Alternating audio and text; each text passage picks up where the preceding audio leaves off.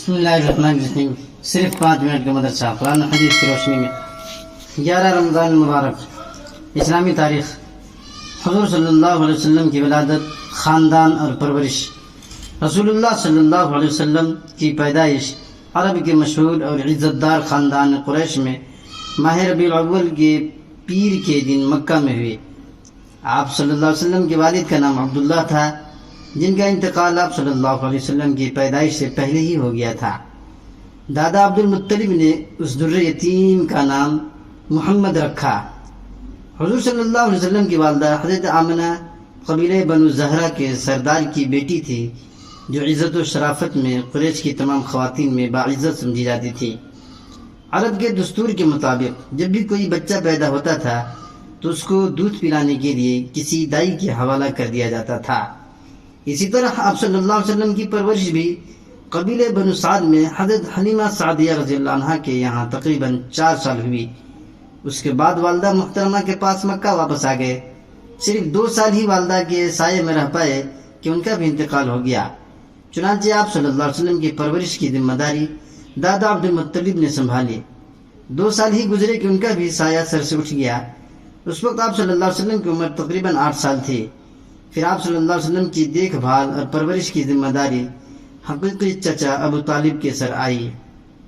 اللہ کی قدرت. انسان کی پیدائش میں اللہ تعالیٰ کی ایک بڑی قدرت یہ ہے کہ اس نے ایک ایسی جگہ بنائی جہاں نہ تو ہوا کا انتظام ہے نہ روشنی کا. اس کے باوجود اللہ تعالیٰ 3 اندھیریوں میں بچے کو پالتا ہے. اس کی آنکھوں کو بناتا ہے، اس کے کانوں کو بناتا ہے، کانوں کے پردوں کو بناتا ہے، اس کے ننھے ہاتھوں کو بناتا ہے، ہاتھوں کی لکیروں کو بناتا ہے، ناخنوں کو بناتا ہے، غرضے کے ہر چیز کو بناتا ہے، اور پھر اسی اندھیرے میں اس کی شکل و صورت کو بھی بناتا ہے. اللہ تعالیٰ نے قرآن میں فرمایا ہے، اور وہی ذات ہے جو رحم ماں کے پیٹ میں تمہاری اسی شکل و صورت کو بناتا ہے. وہی اللہ بناتا ہے. ایک فرض کے بارے میں، بیماری یا سفر کی حالت کے روزے. قرآن میں اللہ تعالیٰ فرماتا ہے، جو شخص بیمار ہو یا سفر میں ہو تو دوسرے دنوں میں شمار کر کے اس میں روزہ رکھنا واجب ہے. فائدہ: رمضان میں اگر کوئی شخص بیمار ہو جائے اور روزہ رکھنے کی طاقت نہ ہو یا سفر میں ہو اور روزہ نہ رکھا ہو تو بعد میں اس کی قضا واجب ہے. ایک سنت کے بارے میں، وتر میں کون سی سورت پڑھنا مسنون ہے؟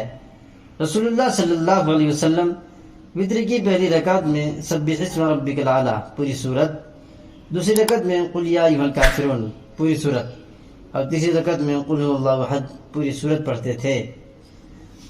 ایک اہم عمل کی فضیلت: یتیم کی کفالت پر جنت. رسول اللہ صلی اللہ علیہ وسلم نے فرمایا، جو کسی مسلمان یتیم بچے کے کھانے پینے کا خرچ برداشت کرے گا تو اللہ تعالیٰ اسے جنت میں یقیناً داخل کریں گے، سوائے اس کے کہ اس نے کوئی ایسا گناہ کیا ہو جس پر مغفرت نہ کی جائے.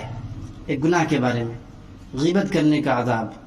رسول اللہ صلی اللہ علیہ وسلم نے فرمایا، جب مجھے معراج کرائی گئی تو میرا گزر کچھ ایسے لوگوں پر ہوا جن کے ناخن سرخ تانبے جیسے تھے، جن سے وہ اپنے چہروں اور سینوں کو نوچ کر زخمی کر رہے تھے. میں نے جبریل علیہ السلام سے پوچھا کہ یہ کون لوگ ہیں جو ایسے سخت عذاب میں مبتلا ہیں؟ جبریل علیہ السلام نے بتایا کہ یہ وہ لوگ ہیں جو زندگی میں لوگوں کے گوشت کھایا کرتے تھے، یعنی غیبت کیا کرتے تھے اور ان کی عزت سے کھیلتے تھے. دنیا کے بارے میں، دنیا کو مقصد نہ بنانا. رسول اللہ صلی اللہ علیہ وسلم نے فرمایا، جس شخص کا مقصد دنیا کمانا ہو اور وہ اسی کے لیے سفر کرتا ہو، اسی کا خیال دل میں رہتا ہو، تو اللہ تعالیٰ غریبی اور بھوک کا ڈر اس کی آنکھوں کے سامنے کر دیتے ہیں. ہر وقت اس سے ڈرتا ہے کہ آمدنی تو بہت کم ہے، کیا ہوگا، کیسے گزارا ہوگا، اور اس کے اوقات کو اسی فکر میں پریشان کر دیتے ہیں اور اسے ملتا اتنا ہی ہے جتنا مقدر میں ہوتا ہے. آخرت کے بارے میں، قیامت کا ہولناک منظر. قرآن میں اللہ تعالیٰ فرماتا ہے، اے لوگو اپنے رب سے ڈرو، بے شک قیامت کا زلزلہ بڑی ہی ہولناک چیز ہے. جس روز تم اس زلزلہ کو دیکھو گے تو یہ حال ہوگا کہ ہر دودھ پلانے والی عورت اپنے دودھ پیتے بچہ کو بھول جائے گی، اور تمام حمل والی عورتیں اپنا حمل گرا دیں گی، اور تم لوگوں کو نشے کی سی حالت میں دیکھو گے، حالانکہ وہ نشے کی حالت میں نہ ہوں گے، لیکن اللہ تعالیٰ کا عذاب بہت ہی بڑا سخت ہے. طب نبوی سے علاج. تلبینہ سے علاج.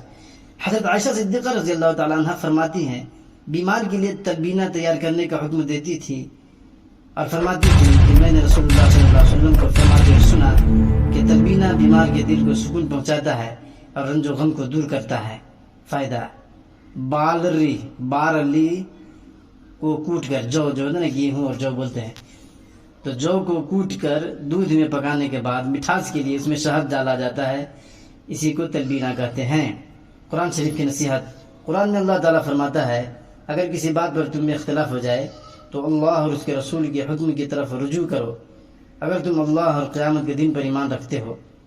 یہ طریقہ تمہارے لیے بہتر ہے اور اچھا بھی ہے.